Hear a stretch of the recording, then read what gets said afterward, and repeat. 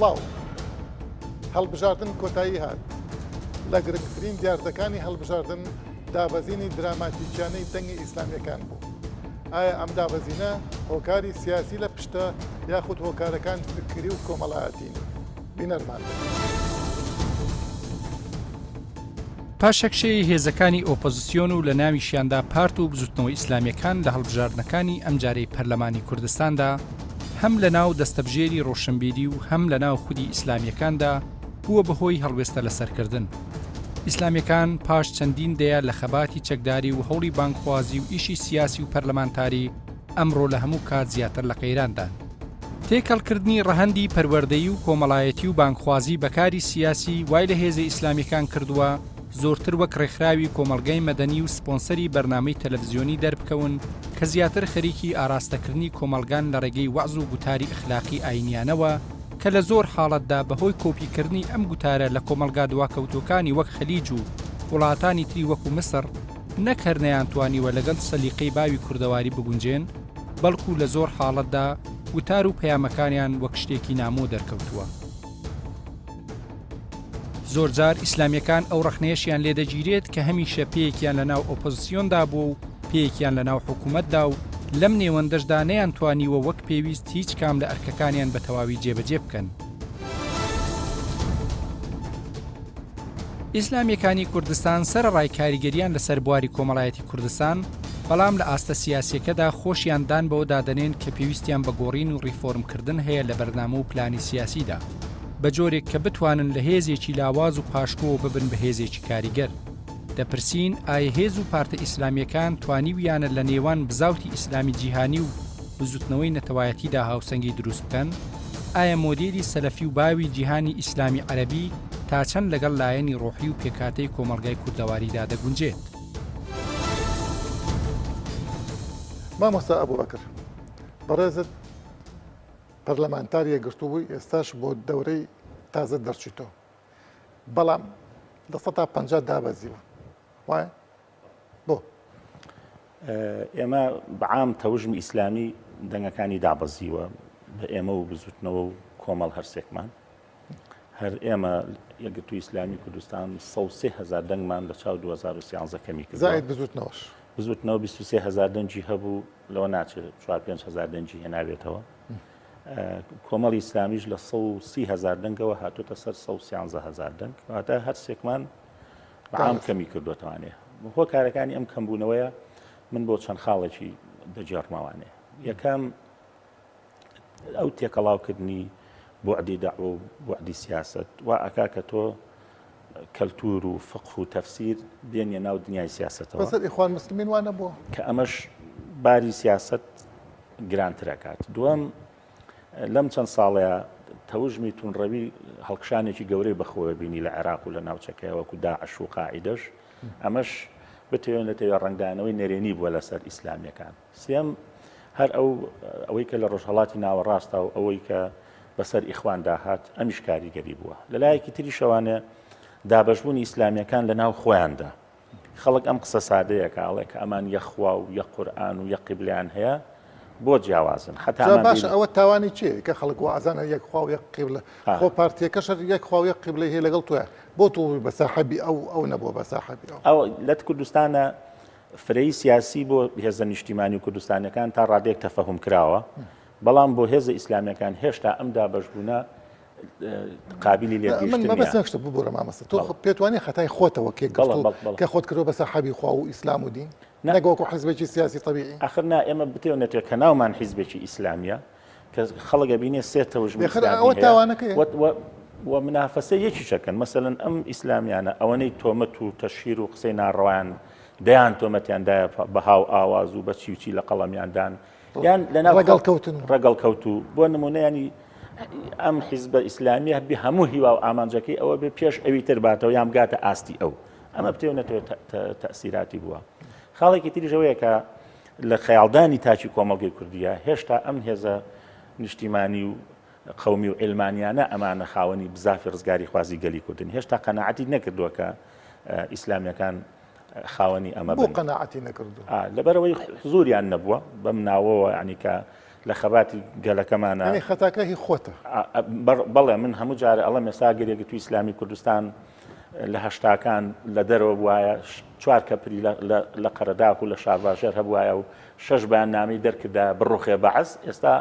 ئەم تۆمەتەمان بە ناوچوانەوە نەدەبوو کە ئەڵەنێەوە خەباتی شاخدانێ خۆ بزوتنەوە هەیبوو بزوتنەوە هەیبوو بزوتنەوە ینی فترەکە کەم بوو ینی لە مانگی حوتی 2010 دروست بووە مانگی 2 ئەنفال ڕوویداوە تا مانگی هەشت یاکی هێزی کوردستانی لە ناو خاکە نەماوەتەنە فترەکە کەم بوو و ئەو ڕووداوانی کە دوای نەوەتەکانی ڕوویاندا ئەوە کاریگەری لەسەر تۆ پێتوانێت تۆ لە توێکڵە ئاسوڕیتەوە ناچیتە ناواخنی قەیرانەکەی خۆت ناواخنی قەیرانەکە من بۆ شتێکی تریشی دەجەڕمەوانێ کە ئێمە ئەم فۆرمە لە کاری سیاسی دەرکەوت ئەوە 5 ئینتیخاباتە لەسەر یەک لە کوردستانیش و لە عێراقیشا لای خەڵک مەقبول نییە کەواتە ئەبێ دەستکاری ڕیشەی و جەوهری بکرێت بەوەی کە بوعدی دەعاوی جا بکرێتەوە لە بوعدی کاری سیاسی حیزبێکی نیشتیمانی سیاسی دروستکەی کەی هەمووان بێ لەو لاوە داعوەش لە ڕێ موسساتەوە کاری خۆی خۆ ئیخوان مسلمین هەر ئەو داعوە سیاسی کرد و دەنگی زۆریشی هێنا و لە میسرا مەبەستم بۆ تۆ لێرەوانیت هەر هەمان داوانێ تۆ پتێ و نەتێ درێژکراوە ئیخوانی بۆ لە میسرا ئەو هەموو دەنگە ئەچنێتەوە پێش ئینقلاب بۆ تۆ لێرە هیچ ناچنیتەوە لەو پەڕی ئازادیتە میسر یەکەم ئەوان شارستانێتێکی گەورەی فرعونیەکانن هۆشیاری خەڵک جیاوازە لە هۆشیاری تاچی کوردی دووەم لێرە ئێمە ململانەکەش نابەرامبەرە ئێمە لەگەڵ 2000 ململانەیەکین کەیچێتی و پارتین لەگەڵ حوسنی مبارەکە بەڵام ئەمان 27 ساڵە ینی ئەمەی کە ئەمان کردویانە مەسیلی هەر شوێنێکی دنیاە بازار قۆڕەخەکەی زانکۆ قۆڕەخەکەی هێزی پێشمەرگە هێزی چەکدار دەستگای ئەمنی سەر ڕای ئەوە پەنابۆستە خاکاری بەری سەر ڕای ئەوە بە هەڕەشە و چاسوودنەوە دەبێت ئەم خاڵت پێ بڵێم ئەگەر هاوڕام بێتیان نازانم تۆ پێتوانێ هەر ئیسلامی سیاسی بەم فۆرمەی کە ئێوە وەک کێکگرتو وەک کۆمەڵ وەک بزوتنەوە باسێک هەر بە سایکۆلۆژیا و بە ڕوئیای ئینسانی کورد تاچی کورد ناخوا بە عەرە بەخوا ئێمە بمانەوە نەمانەوە فقهی سەلەفی ئیسلامی ئیسلام بەگشتی لە 100 ئەگەر بە ڕۆحی عەرەب بخوا لە 150 بە ڕۆحی کورد ناخوا بە تایبەتی سەلەفی ئەو عەقڵە سەلەفی کە لە ئیسلامی سیاسی شاهەیە بەڵێ بە دڵنیاییەوە ینی من پێم وایە ئەم فۆرمە لە فۆرمی کاری سیاسی کە ئەگەر تا 2000ەکانیش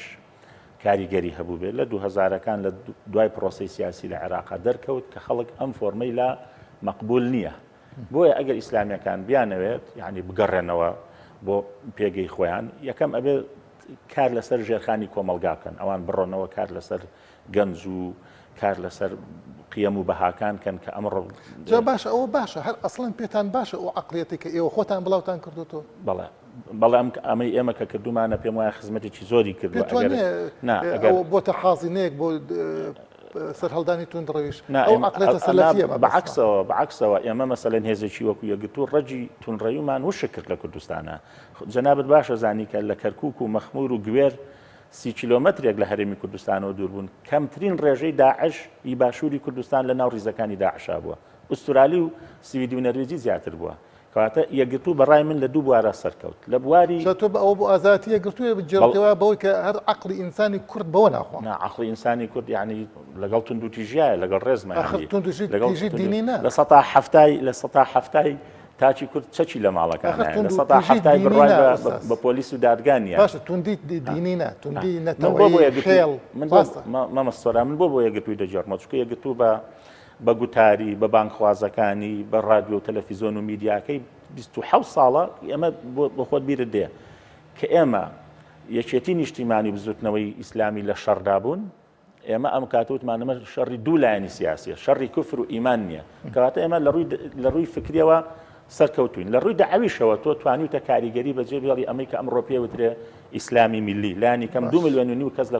لە کوردستانە نوێژی جومعەکە بەڵام لە ڕووی سیاسیەوە نەماتوانێت ئەو 2 ملیۆنی لەوانەیە پارتی بێ بەڵێ ملیۆنێکی دەنگەدا بە دەرکەوت کەواتەوە کاریگەری تۆنی هەر خەڵک خۆی متەدەینە بۆ ئازادی خۆتی ئەجێڕیتەوە کاریگەری ئەمەی بووە لەسەر ئەو تەوژمە ئەگە تۆ سەیری ئێستا و 30 ساڵەمە پێشکەی زۆری فەرقە بەڵام ئێمە لە ڕووی سیاسیەوە نەمانتوانیوە قەناعەت بەو جەماوەرە بکەین کە ئێمە ئەتوانین ئیدارە ئێوە بکەین من بەش بە حاڵی خۆم لە ڕاستیە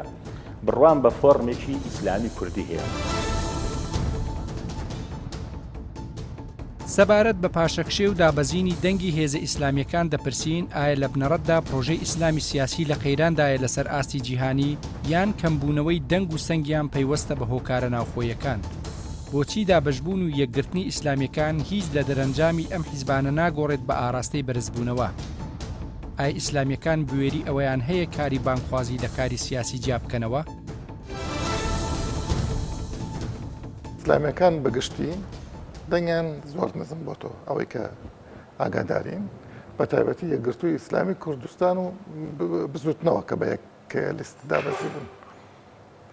بەدەر لە تەزویری ئینتیخاباتەوەوانە بە پێخێنە بەرنامەیەکی سیاسیەوە تۆ پێت وایە هۆکاری با بڵێن دابەزینی ئەم دەنگانە چی بن؟ پاشەکشەی یا وەستانی یا کەمکردنی دەنگی ئەو لایەنە سیاسی ئیسلامیانە بەدیدی منەوەی کە خیتابی ئەو لایەنە ئیسلامیانە بەگشتی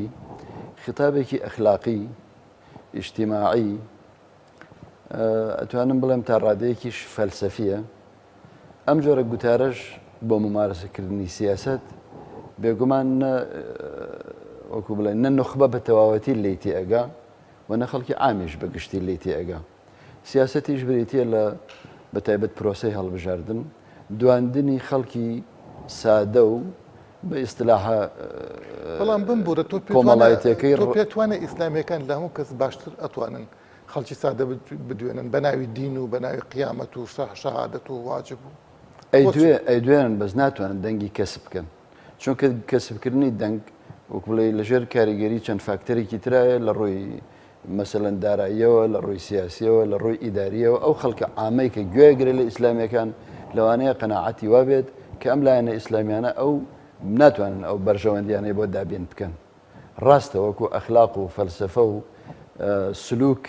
گوێ لە لایەنە ئیسلامیەکان نەگرن بەڵام ناتوان قەناعەت بە خۆیان بهێنن کە ئەم لایەنانە ئەتوان ئەو بەرژەوەندیانە بۆ دابینکەن بەرژەوەندیەکانیان لە شوێنێکی ترە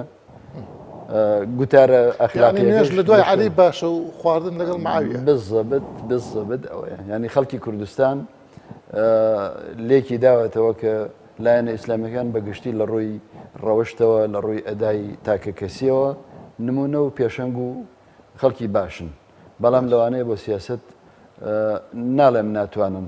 دەرفەتیان نادرێت کە ئیش بکەن چونکە خۆتەزانی پەرتوویەکێتی هەموو لایەنەکانی ژیانە قۆڕخ کردووە لەسەر سینێکی ئاڵتونیش پێشکەشی هیچ لایەنێکی تری ناکەن ئەو هێزە ئیسلامیانەش ئەو تفاقیان پێ نییە کە بتوانن ئەو سەرچاوی هێز و دەسەڵات و وەکو تۆ ناودنا سفرەی خەڵکە لەوان وەربگرنەوە پێشکەش بە خەڵکی بکەن نەتیجەکەش هەرەوە دەچێت تۆ پێت وایە ئیسلامیەکان توانیانە لەناو کۆمەڵگەیە ئیش بکەن لە ڕووی ئەخلاقی و اجتیماعی من ناتوانم بڵێم لەناو کۆمەڵگەیە بەڵام بێگومان لەناو نخبەیەکی دیاریکرا و چ نخبەی خوێنەوار چ نخبەی بمبورە لە ڕووی سیاسی عشایری لە ڕووی کۆمەڵایەتیەوە ئاخر لە ڕووی کۆمەڵایەتیەوە ناڵێم لەو دوو شەریحاتوانین نا لەسەر فەزای گشتی نەیانتوانیەوە لە ڕووی مەبەست ئەوە نخبەی سەقافی نخبەی سەقافی واروە مەبەست ئەگەر دکتۆرێک پزیشکێک بێ ئەوە بەلای منەوە نخبەی سەقافی نییە نە پزیشکی سەقافی بەشی نووسەر و ڕۆشنبیرانە سەقافەت ئەکادیمی جیایە و سەقافەت جیایە باشە ئەکادیمیەکان بێگومان ناکەون ژێر کاریگەری ئیسلامیەکانەوە بەگشتی و سیاسیەکانیشەوە گشتی بەڵام خوێنەواری بڵێن گشتی کە ناومان ناموسەقف و ڕۆشنبیر و خوێنەواری ئاسایی هەن ڕوونە لای جەنابەت کە دەیان ڕۆشنبیر و خەڵکی نخبە شایەتی بۆ ئەدەن کە یەکگرتو حیزبێکە بۆ سوید باشە بۆ کوردستان ئەمە ئەگەجازە بێ ئەمە لە زاتیا وەصفە بەڵام لە مۆزوعیا زەمە یعنی بۆ کوردستان ناشێت بڵێن بۆ کوردستان ناشێت بەڵام بە زمانێکی تر وەصفی ئەەکەم تۆ پێت وانییە ئەمە تەبریرە بۆ شکستی یەکگرتو وەکو تەبریر نامن وەکو خوێنەوەیکی مۆزوعی لێکی ئەدەمەوە یا تۆ ئەبێ سیاست بکەیت یا وەکو جەمعیەکی خێری ڕەفتار بکەیت ئێستا یەکگرتو لەو بین بێگومان خەتای گرتوخ نەکرێت تۆ خەتای خەڵک بگری خەڵک هەمیشە بەرژەوەندەکانی خۆی هەڵەبژێر بەرژەوەندەکان لەکوێ بێ دەنگ بەو کەسە ئەدا بەڵام بیریشمان بێ ئەم دەنگانی کوردستان ینی هەمویان دەنگی ڕاستەقینە نین ڕاستە لە تەرازە فکریەکە دەرەچین ئەو تێبینێشمان لەبێت ئەمە سێرەکەی نێگرتو لە ماوەی 4 ساڵە نیوەی دابەزیوە ئەی بۆ کۆمەڵ کورسێکیشی زیاد کردو بەلانی کەم احتیفاظی بە دەنگەکانی خۆیەوە کردووە بە زێگرتو نیوە زیاتر دابەزیوە گۆڕانکاریەکە کە ڕووی داوە پەیوەندی بە هەندێک معادلاتی ئیقلیمی و نێودەوڵەتیەوە هەیە ئەوە شکیتیان نیە ئەو هاوکێشە ناوخۆی و ئەوەی کە دەنگەدا هیچ نییە نە بەشێک لە کاریگەرەکان لەژێر ئەوایە دووەم بە نسبەت یەکگرتووشەوە بە تایبەت کە کورسەکانی کەمی کردووە چونکە دەنگەکانی نسبەتێکی کەم گۆڕانیش نیوە کەمی کردو گۆڕانیش ئەبێ گۆڕانیش بەسەندی ڕاستەی خۆی بکە هەردووکیان وەکو بڵێ لەژێر ئەو هاوکێشە دەرناچن کە هۆکارێکی دەرەکی زائدەن چەند هۆکارێکی ناوخۆیی بوونەهۆی ئەوەی کە یەکگرتو و گۆڕان بە ئەوش بێنە ناوە نیوە بە نیوە کورسەکانیان دابەزن کاتێک کە کۆمەڵ کورسێکی زیاد کردووە ینی زیادکردنی کورسێک نیشانەی سەرکەوتن و چالاکی و گەورەی حزبێک نیە تەزویرەکە بووەوە پرسیاری تر بکەم ئۆستاز تۆ پێتوانێ هەر با بڵین ئەرگۆمنتەکانی ئیسلامی سیاسی خۆیان شکستیان هێناوە ئیتر علاقی بە سیاست و دەوڵەتەوە نەبێ بەو معنای کە ئەو خەونانێک ئیسلامی سیاسی باسیەکە بۆتە شتێک لە ڕابردو و خەڵک ئێستا خەون بەو شتانەوە نبینێت ئەگەر ناوی نەنێن خەون ناوی بنێن ئەوەی کە ئەو ئەدەبیاتی کە ئەو ئێوێ سیاسەتی پێ بکات سیاست وەری ناگرێت یعنی تۆ ئەتەوێت جیازێک بکەیت کۆدێکی هەیە بە کۆدەکەی خۆی نەکەیتەوە ئەو ئامێرە ناکرێتەوە ناکەوێتە ئیش ئاینی کۆدی سیاسەتیش ئەم ئەدەبیاتی کە لە گوتاری سیاسی ئیسلامی هەیە بەگشتی باسی بکەین ناتوانێت سیاست بکە بۆ نمونە ئەو چوارچەوە و ئیتارەی کە پێویستە سیاسی هەڵسوکەوتی تیا بکە ئیسلامی ناتوانێت بچێتە ناو ئەو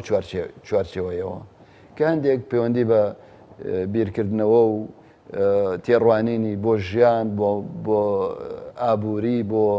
ڕەوەشت بۆ ئەمانە هەمووی دەوری هەیە لەبەرەوە کاراکتەر و فیگەری ئیسلامی ناتوانێت بچێتە ئەو چوارچەوەیەوە کە پێویستە سیاسەتی تیا بکە بۆیە لێرەوە توانین بڵێن پێویستە ئەوان گۆڕانکاری ڕیشەی بەسەر بیرکردنەوەی خۆیان پرسیاری ئەخیر تۆ پێت وایە ئیسلامی بتوان جاری لە کوردستانە دەوریان بێت لە ڕووی فکریەوە من دان بەوانم کە ڕوتی ئیسلامی سیاسی لە کوردستانە وەستاوە پەیوەندی چییە لە نێوان هەڵوێستی سیاسی پارتە ئیسلامیەکان و ڕێژەی دەنگەکانیان و بۆچی لە هەڵبژاردنێکەوە بۆ یەکی تر بەردەوام دەنگیان لە دابەزیندایە ئەگەر بە شێوەیەکی گشتی وەری بگرین ئایا دەنگدەری کورد لەسەر بنەمای ئایدۆلۆژیا و بەرنامەی سیاسی دەنگ دەدات یا لەسەر بنەمای پرۆژە و کاری خزمەتگوزاری و هاوڵاتیان زیاتر بایەخ بەدابینکردنی بەرژەوەندیە مادیەکانی ژیانی ڕۆژانەی خۆیان دەدەن نەک پرسە ئاینیەکان کە حیزبە ئیسلامیەکان جەختی لەسەر دەکەنەوە ئەم انتخاباتە و انتخاباتەکانی پێشوو لە هەرێمی کوردستان ئیسلامیەکان بەشێک بوون لە پرۆسی سیاسی وەک بەڕێزت کار لەسەر ئامار ئەەکەیت زۆرتر بە تایبەتی لە ئیسلامیەکاندا پێت وایە لە 1970 یا لە 1960 ئیسلامیەکان کێروی ڕۆیشتنیان چۆنە بەرەو خوار یا سەرکەوتن و داوازین یا هەڵکشانەیانی بەپێی ئەو ئەنجامانی هەڵبژاردنەکانی پەرلەمانی کوردستان هەڵبەتە یەکەم هەڵبژاردننی پەرلەمانی کوردستان لە 92 کراوە دوایەوە لە 2005 2009 2013 2010 دو هەمین هەڵبژاردن بوو بەراورد لە نێوان ئەم ئەنجامەکانی ئەمەدا پێمانەڵێت ئیسلامیەکان تا 2005 هەڵکشانیان بەخۆ بینیوە کێروی دەنگەکانیان زیای کردووە بەڵام لەوە بەدووە لە یەک ئاستان نەماوەتەوانێ هەڵکشان و داکشانی بەخۆ بینیوە هەندێک جاریش هەڵکشان و داکشانەکە لە بینی خودی ئیسلامیەکانە بۆ کە بە لیستی بە لیستی جیاواز داوەزیون ئەگەر بڵێن لە دەرەوەی لیستی خۆیان دەنگی زۆرتریان بۆ هاتبێت بە ئاراستەی زۆربوونی دەنگەکانیان بەو ڕادەیە زیایی نەکەنی مەبەستە هەیە ئەم جارە کۆمەڵ دوو دەنگی زیاترە ئەو جارێتر یەکگرتو دوو دەنگ زۆربەی جار لە هەڵبژاردنەکانە وها بووە زۆربەی ئەوە بووە لە زۆربەی هەڵبژاردنەکانی پێشووە بەڵام پێم وایە ئەم هەڵبژاردنەی ئەم جارەیان ئەو حاڵەتە کەمترە بەڵکو ئەوەی کە هەر یەکێک هەر لیستێک هێناوێتی لە ناو ئیسلامیەکانە وەکو سنگ و قورسایی خۆی تا ڕادەیەک دەرەنجامی هەڵوێست و سیاسەتەکانی 4 ساڵی ڕابردوویەتی لە هەڵبژاردنی 2013 بە 3 لایەنی ئیسلامی کۆمەڵ یەکگرتو و بزوتنەوەی ئیسلامی 7 کورسی پەرلەمانیان هەبووە لە 16.5 دەنگەکانی پەرلەمانی کوردستانیان بەدەست هێنابوو بەڵام بۆ ئەم هەڵبژاردنە ژمارەی دەنگەکانیان کەمی کردووە. ئەگەر بە ژمارە بڵین لە هەڵبژاردننی 2013 222,000 نزیکی 222,000 دەنگیان هەبوو بە هەرسێ لایەنەکە. بەڵام لەم هەڵبژاردنە ئەوەی تا ئێستا ئەعلان کراوە ئەگەر ئەو لە 150 بە گریمانەی حسابی بۆ بکەین ناگاتە 200. پێت وایە هۆکاری ئەم دابەزینە بابەتی یا زاتیە بەمعنای ئەوەی خەتار لە خودی ئیسلامیەکان و ئەو ئۆرگۆمنتانەیەکە ئەو ئەرگۆمنتانەیەکە پێشکەشێکن یا هەر بارودۆخی سیاسی کوردستان بەم یاری ئەوان ناخواکە ناتوان ئەو گەمەیە بکەن کە لە کوردستان نەخۆی بە بڕۆی من هەردوو حاڵەتەکە هۆکاری بابەتی لەگەڵ خودی دەوری هەیە بەس ئەوەی کە زۆر پشکی شێری بەرەکەوێت لەم قەزەیە هۆکارە خودیەکانە کە پێیوەستە بە خودی ئیسلامیەکان خۆیانەوە. پرسیارێکە چەند ساڵ لە سەرکردەی ئیسلامیەکان ئەکرێت تا ئێستا وەڵامێکی جددی بۆم پرسیارە نەدۆزراوەتەوانێ لە کاتێکدا ژمارەی موسڵمانان و نوێش خوێنان زۆرینەن لە هەرێمی کوردستانە بەڵام بۆچی ئیسلامیەکان کاتێک کە دروشمی پارێزگاری لە دین و ئەو دروشمە ئاینیانە بەرزەکانوانێ بەڵام لە 16.5 جەماوەری کوردستان متمانیان پێدات بۆ نەیانتوانیوە ئەو متمانێ بەدەست بێن. ئەمە ئەو پرسیارە جددیە کە تا ئێستا خەڵک خۆی وشیارترە لەوەی کە ئیسلامیەکان خۆیان بکەنە خاوەنی ئیسلام و خەڵکی تر بەری بکەن لی یعنی خەڵگەڵێت دین بۆ هەمومانە ئێمە دەنگین بە دنیا کە دەنگین بۆ ئینتیخابات بۆ دینی ناین ئەمانەوە دنیامان ئاوادان بێ خۆمان قیامەتی خۆمان ئاوادان نەکەینەوە پێتوانێت زۆر بە سادەیی ئەمە ڕاست بێت. ڕاستە پاشخانی پێشتریشان کاریگەری گەورەی هەیە لەسەری بە پلە یەکەم ئەمە دەوری هەیە لەم 4 ساڵە ئەمان هەندێک لە لایەنی ئیسلامیەکان سیاسەتێکی ڕۆشنیان نەبووە دەربارەی ئەو کێشە و گرفتەوە گەورانەی ڕوبەڕۆی هەرێمی کردوتەوانێ ئەوان پێشتر ئیدعای ئۆپۆزیسیۆنیان بوونیان کرد لە 2009 بۆ 2013 گۆمەکەیان شڵەقان لەگەڵ بزوتنەوەی گۆڕانە هاوکار بوون بەڵام کاتێکە لە 2013 خۆیان چوونە حکوومەتەوە بەشداری حکوومەتیان کرد نەیانتوانی لە پرۆسی چاکسازیە بەشدار مامەستا تۆ پێتوانێت ئیسلامیەکان لە کوردستان تا ئێستا دەوری منفعیلە بینن فاعیل نین بەمانای ئەمان خوڵقێنەری سیاست نین بەڵکو شوێن کەوتەی سیاسەتی ئەوانی ترن تا گۆڕان دروست نابێ معارەزە دروست نابێ دەسەڵاتیش ئەو قەت وەرزە ئیسلامیەکان نەبوو پێتوانێت ئەمە کاریگەری بەدەستەوەی خەڵک پرسێ من بۆچی دەنگ بم بە تۆ کە تۆ خۆت فاعیل نیت ڕەنگە و پرسیارە بە شێوەیەکی ترم بڵێم فاعیلێکی شەرمنن هەوڵیان داوە مبادرەیان هەبووە بۆ ئەوەی شتیان هەیە بەڵام بە کۆمەڵێک ئاعتیبار نەیانتوانیوە فاعیلێکی بزێو بن جوڵە بکەنە سیاسەتی هەرێمی کوردستانەوانە و هەمیشە لە پاشکۆی ڕووداوەکانە بینراوە. ئەمەندادی گشتیە گرتو هەر لەم ئەخیرە بێتە خەیاڵم معناکەی ئەمە بوو کە ئێمە لە سیاست بەلای ئەمەوە ئەسڵ نییە ئەسڵ بەلای ئەمەوە کارکردنی کۆمەڵایەتیە وەک بڵی سیاست بۆ داپۆشینی کارە کۆمەڵایەتی و داویەکانیان بکەن. ئەگەر من ئەوە بیری ئێوە بێنمەوە کە لە یەکەمین بەیاننامەی ڕاگەیاندنی یەکگرتووی ئیسلامی کوردستانە وا پێناسەی یەکگرتووی ئیسلامی کراوە کاڵێ حیزبێکی ئیسلاحی پەروەردەییە کەواتە ئەسڵی ئەم حیزبە حیزبێکی ئیسلاحی پەروەردەییە لە زەمانێکی ترا هاتووە ئەوە ئەکرێ خۆیان وەڵامی ئەو پرسیارە بدەنەوە ئایا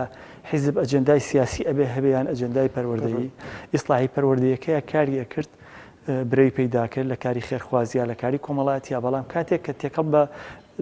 کایە سیاسیەکانە بێت یەتە ناو کای سیاسەکانەوە بەراورد بە سیاسەتەکانی پێشووی ناتوانێت ئەسپی خۆی تا بدا و مۆفەق بێتیایە. بەو بەرچاوگرتنی هۆکارە دەرەکی و ناوخۆیەکان و ئەو هەڵە و کەم و کورتیانەی کە لە هەموو هەڵبژارنێکدا هەیە بەڵام خودی ئیسلامیەکان تەکەس لەسەر ئەوە دەکەنەوە کە پێویستە مۆدێلی سیاسەتکردن و حیزبایەتی خۆیان بگۆڕن و چیتر ئەو شێوازی کارکردنیان ناتوانێت وەڵامی پێداویستەکانی کۆمەڵگەی کوردی بداتەوە.